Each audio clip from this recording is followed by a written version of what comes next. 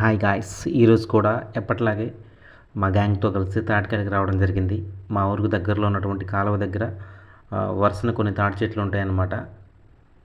So తాటి చెట్లకు తాటికాయలు ఉన్న విషయం తెలుసుకున్న వెంటనే నేను, రత్నం అండ్ నాతో పాటు నిఖిల్, చందు మేము నలుగురం కూడా మా దగ్గర ఉన్నటువంటి ఆయుధాలను తీసుకొని మేము ఆ తాటికాయలు కోయడానికి వచ్చామన్నమాట.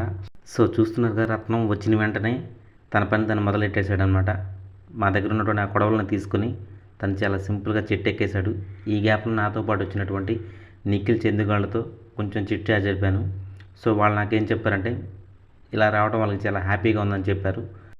ఇంతలోనే రత్నం చెట్టు ఎక్కేసి తన దగ్గర ఉన్నటువంటి ఆ కొడవలతో ఆ తాటి చెట్టుపై ఉన్నటువంటి తాటికాయ గిల్లల మొత్తాన్ని నరికేశాడు. సో చూస్తున్నారుగా అవి ఎలా పైనుంచి కింద పడుతున్నాయో.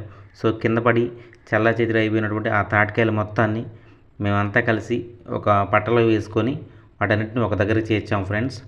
తర్వాత మాకు నచ్చిన తాటికాయలు తినేసి మిగిలిన వాటి మొత్తాన్ని జాగ్రత్తగా ఇంటికి పట్టుకెళ్ళాం.